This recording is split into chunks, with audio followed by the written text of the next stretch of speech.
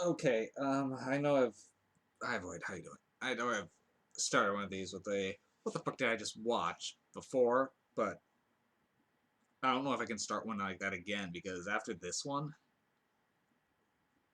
I, I honestly don't know what I just watched. I really don't. So, um, okay, just breathe, pace yourself, break it down. We can talk about this. I don't know if I want to talk about this. Okay, Kuso. It's the title of the film. I'm pretty sure it's a direct reference to the Japanese word meaning excrement, considering how much of this movie is scatological, literally.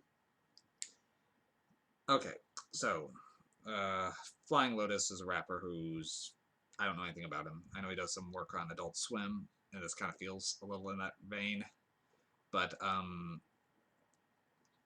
he's wrote, direct, produced. This is his movie, essentially.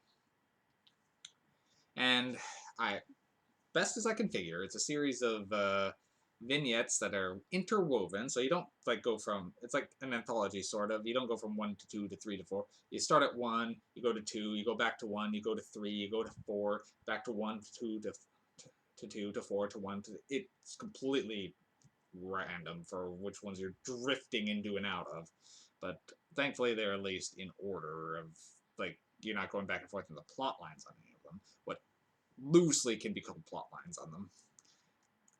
This is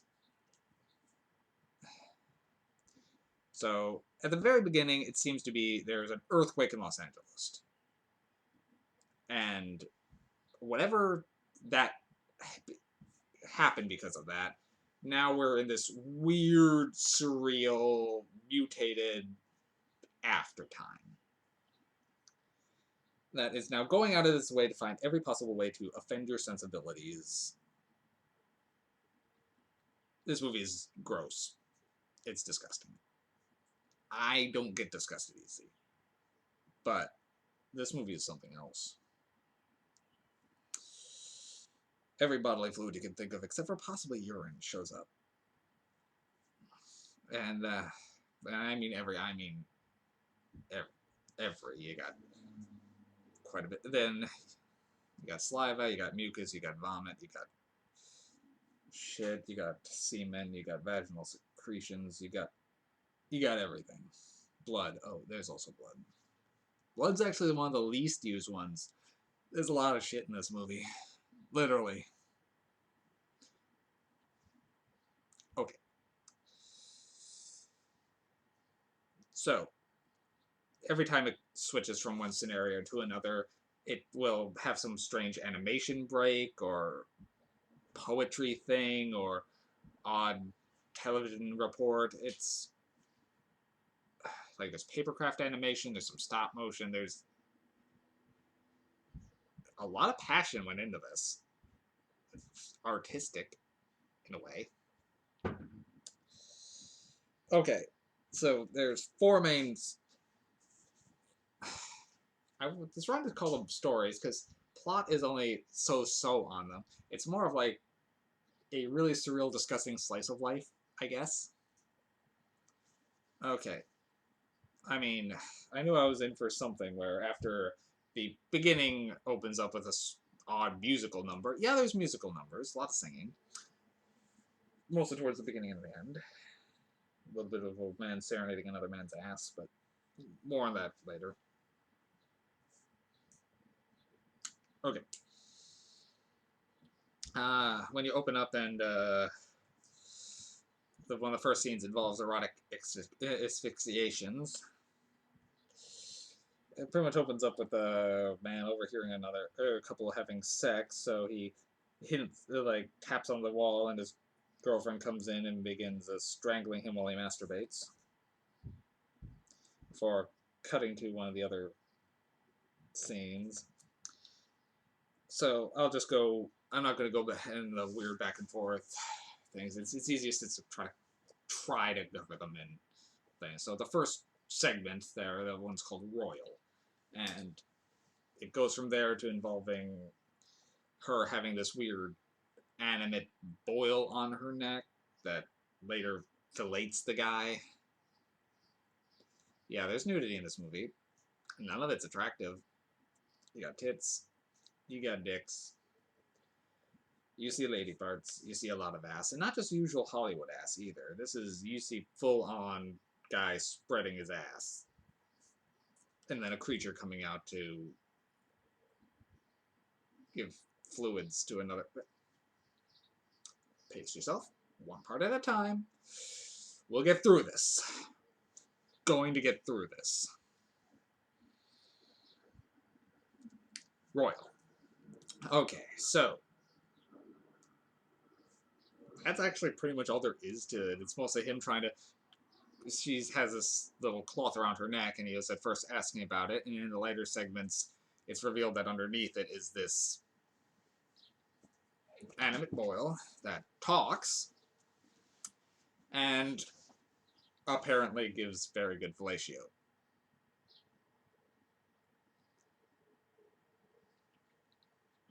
Okay.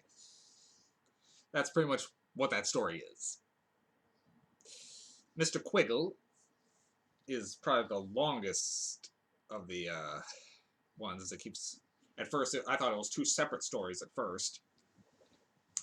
So there's a woman who's living in an apartment with two furry creatures with video screen faces, and they're just getting high and watching snuff films till she excuses herself after discussing things thrown at her to go to the bathroom, where she takes a pregnancy test.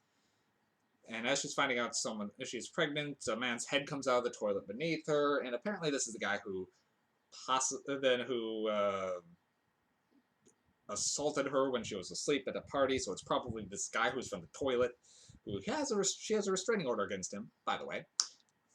And but after shooing him away, she's determined that she's pregnant and is going to go to the coat hanger clinic. Literally what it's called in this fucking movie. But meanwhile, at the clinic, earlier, actually, we saw a advertisement for it. In between the advertisements for the rat fuck sex service.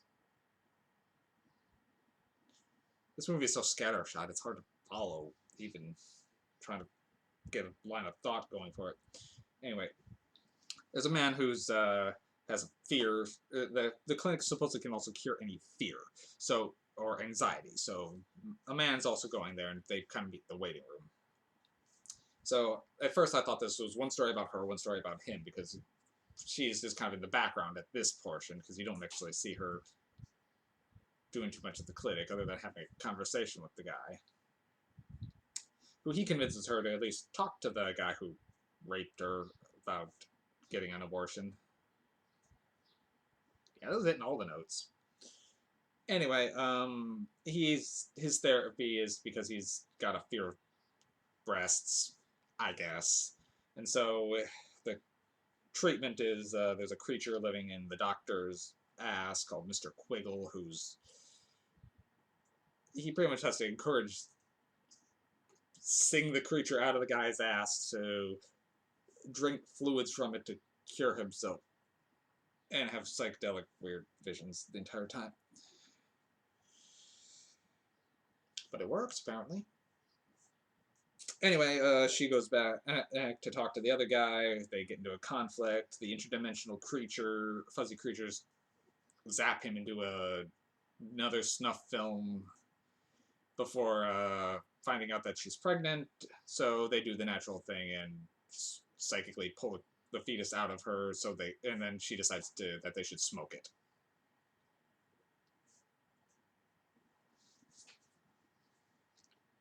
I don't have words for what this movie is doing. Anyway, the next one is called Smear, which involves a little man who's going to a forest in the woods, but he keeps passing by these guys who are staring at what looks like cooked chickens that are swimming around, but that doesn't seem to even factor into this thing. Anyway, the food his mother feeds him causes him to defecate often, which gets him laughed out of his school.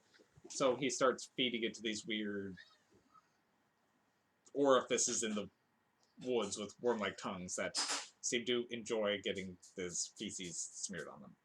Anyway, as that goes along, they start developing human faces, and he keeps on smearing it. It finally gets the urge, then gets encouragement from them in the form of weird lasers, I guess, which empower him to confront and kill his mother.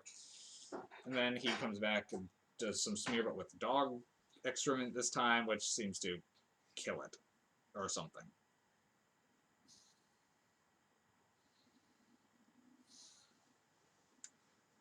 The last one, Sock. I don't even know why it's called that. Has a woman crawling through the ground, seeming to chew her way through a tunnel by biting her way through the concrete. Anyway, she's trying to look. She's looking for her baby, which seems to have. She's lost. She's trying to find it so she can eat her baby. But she hears the voice of God who tells her the baby is missing and she'll find it down a hole that she thinks leads to hell. Anyway, she crawls down the hole, slips, falls, and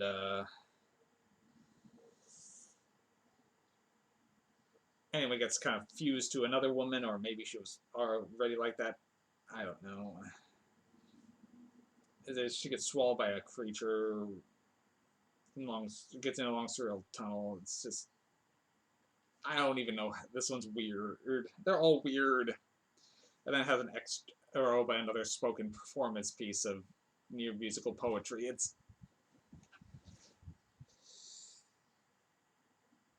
This is not something I needed to be finishing up around 4 a.m., but here I was. I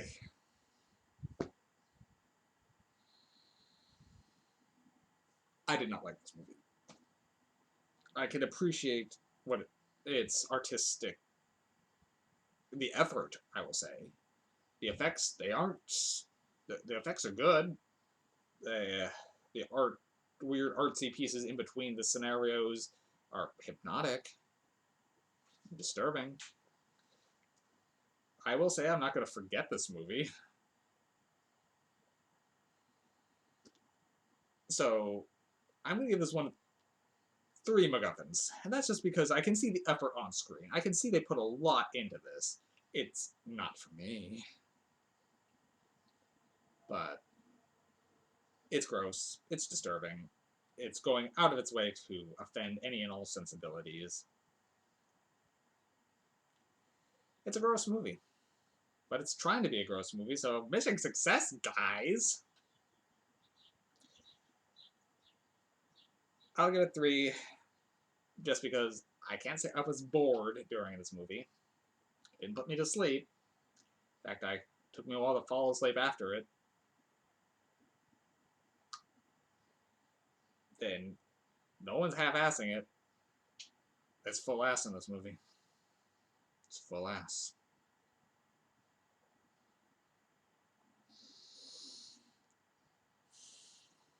So, 3 MacGuffins, Kuso, 2017. I think it's a Shudder exclusive.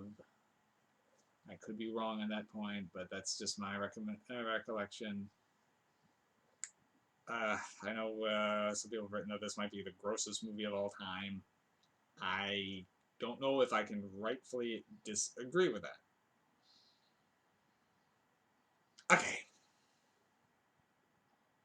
I need a shower.